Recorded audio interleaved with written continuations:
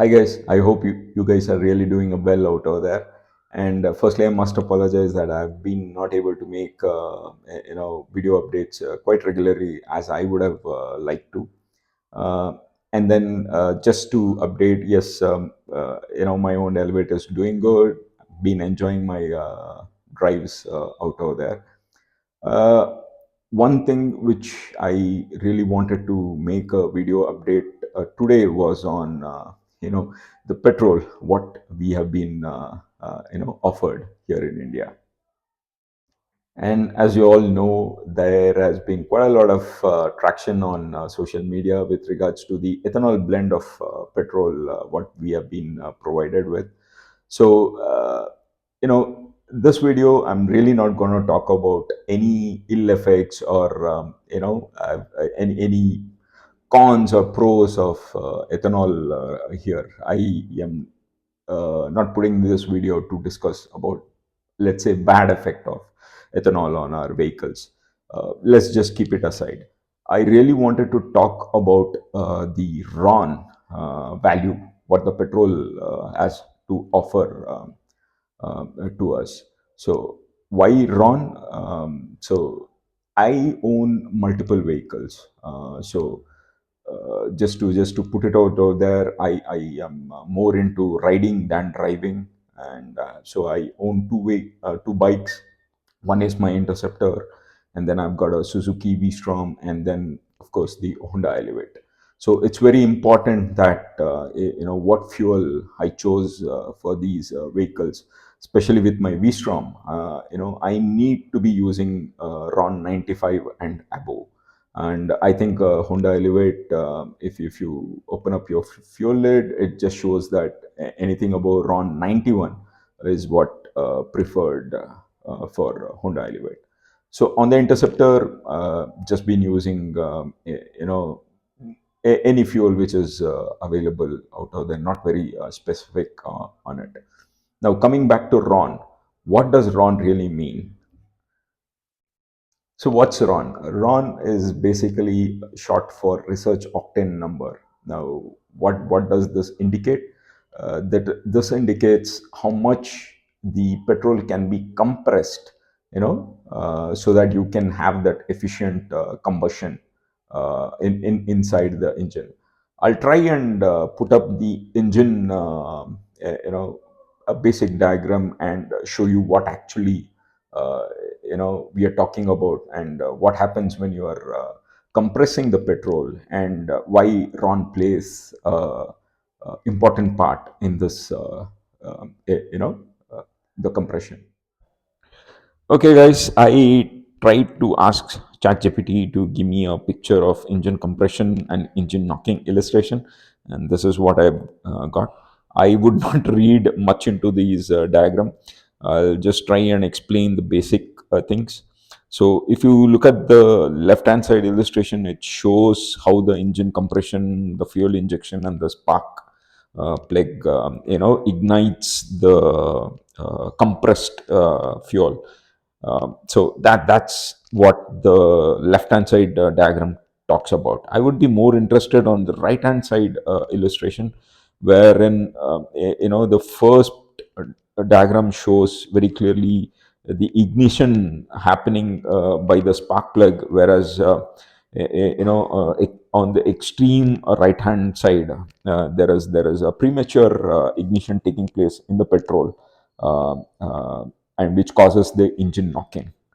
Okay, so if, let's say, I've got a high compression engine which expects RON 95 petrol, and I end up using the RON 91 or the normal petrol, what would happen is, when the engine compresses, or the piston basically compresses this fuel, there could be a premature ignition because the petrol is not withstanding the compression what the engine has to offer, right? So when you have the premature ignition, you would have the engine knocking. Of course, there would be inefficient fuel usage, which could lead to mileage and and of course, hurting your engine in the process as well. So I hope that helped you to understand, the compression of the engine and what Ron plays a role in that compression of that engine. So, before we talk about, further on the Ron, see, one thing we need to understand is the petrol what we get is always been blended. Even in way back in 90s, to increase or to keep the Ron level to optimum, we added lead, and it was the cheapest available form back in 90s. And then there was the push for coming out of the leaded petrol, reason being pollution and its causes on humans as well.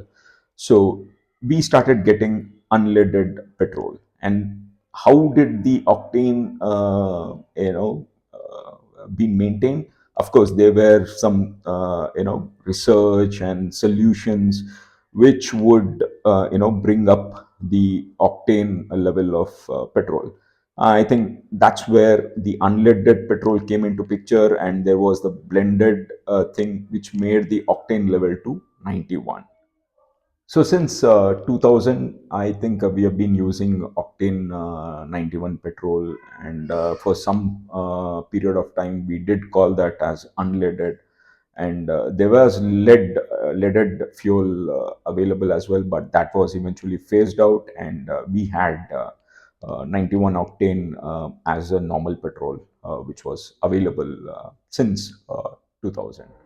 Now, coming back to the RON rating of petrol, see, the pure petrol, what you get from refineries, or rather, just after you refine the crude oil, it maintains, or it has the RON level of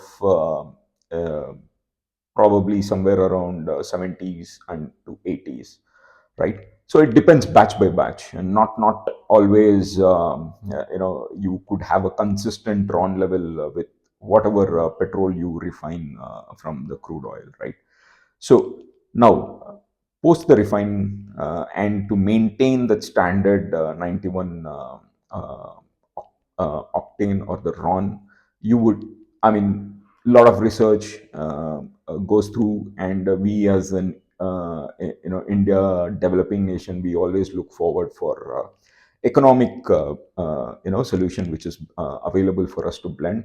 And that is when you bump up the pure petrol using a blend to octane level 91.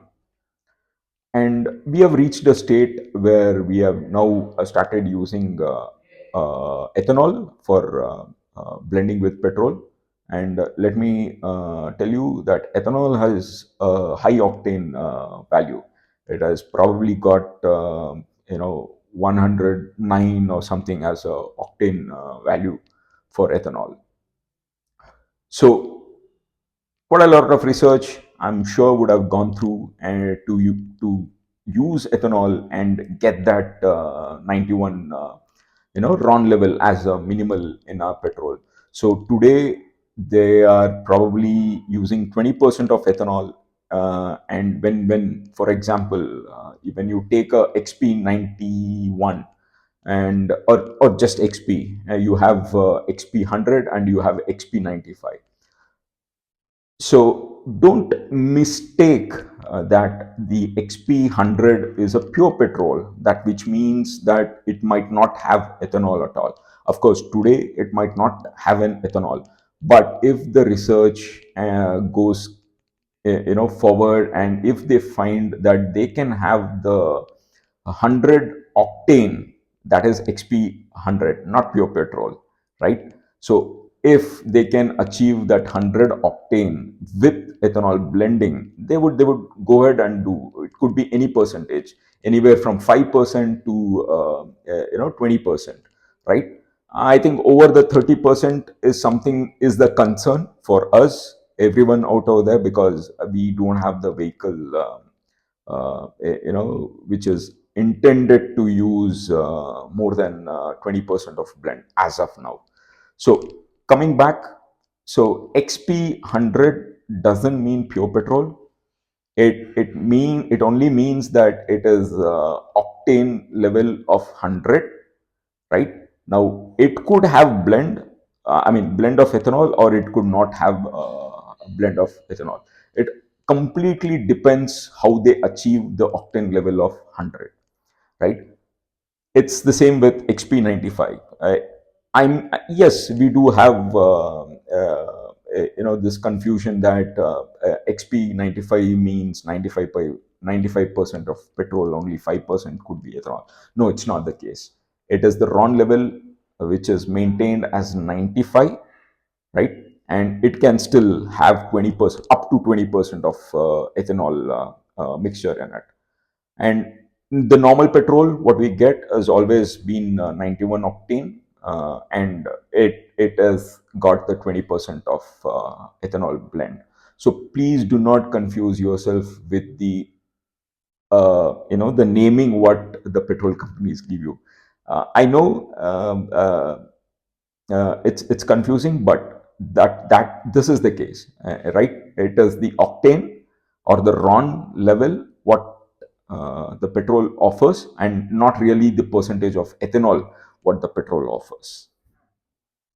So there you go, guys. The reason for making this video is exactly because of this confusion, and must add that I saw a couple of influencers, trying to remove ethanol from petrol in the process of adding water and removing the ethanol, because ethanol mixes up with water, and then using the rest of the petrol onto their vehicle. Please don't do that, because you're not only chemically, you are kind of destroying the chemical structure of petrol by adding in water and removing the ethanol.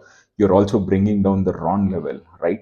So there is a specific reason the blend takes place to maintain that kind of RON level. And I also saw a couple of influencers saying that there is no difference between the normal RON 91 petrol and the RON 95 petrol. One being both has got 20% of ethanol blend, and eh, and also ethanol is his high octane fuel. That's not the case, right? So the blend, even though ethanol is 20% in both petrol, but the RON rating remains different. The normal one is 91, and there is XP95 maintains the RON level of 95. So it's the case with other petroleum manufacturers also, or the refineries. So please use the petrol accordingly as per your vehicle manufacturer, where he recommends. If the recommendation is 91 and above octane, please use that. And if the recommendation is 95 and above, please use that for your vehicle. Do not try anything else and end up really hurting your vehicle rather than ethanol hurting your vehicle.